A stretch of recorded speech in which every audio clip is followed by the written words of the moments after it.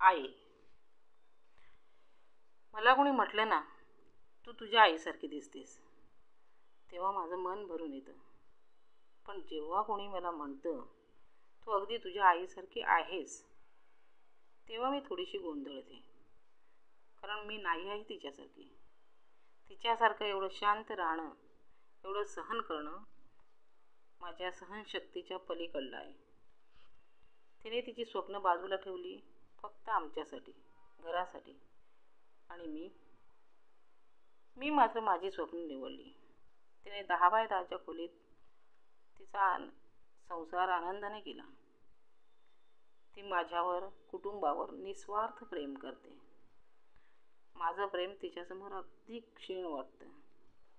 ती खूप खंबीर आहे. संसार करताना अनेक वादळं आली, पण त्या वादळात ती पदर खोचून खंबीरपणे उभी राहिली.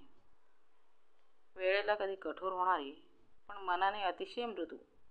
कधी बोलकी, तर कधी तिचं मौन समजून घ्यावं लागायचं. ती जेव्हा जवळ नसते तेव्हाही ती मनात मात्र असतेच. आई म्हणजे केवळ व्यक्ती नाही, तर ती भावना आहे.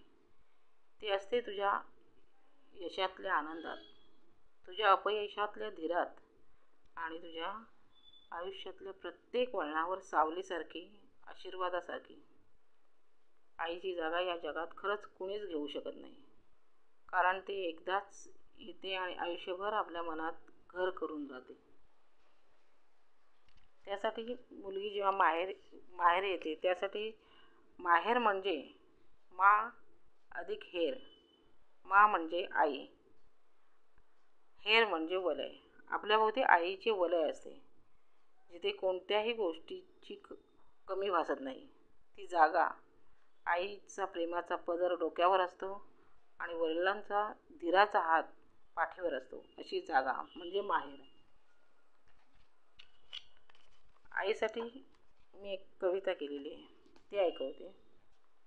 आई खळखळता जरा, आई जुळजुळ वारा, आई प्रेमाचा सहारा, आई सागराचा किनारा, आई जीवाभावाची सखी, आई लेकरांची काठी, आई साजिरी गोजिरी, आई प्रेमाची भुकेली, आई विश्वासाचा धडा, आई अंधारातील काजवा, आई फणसातील गरा, आई सुगंधी मोगरा, आई सुशील सालस, आई अंगणातील तुळस, आई घराचा पाया, आई बाबांचा साया, आई बाबांची कैवारी, आई संसाराचा भालझेरी, आई असता घर भरलेले राही, आई विना जगण्यास अर्थ मुळे नाही.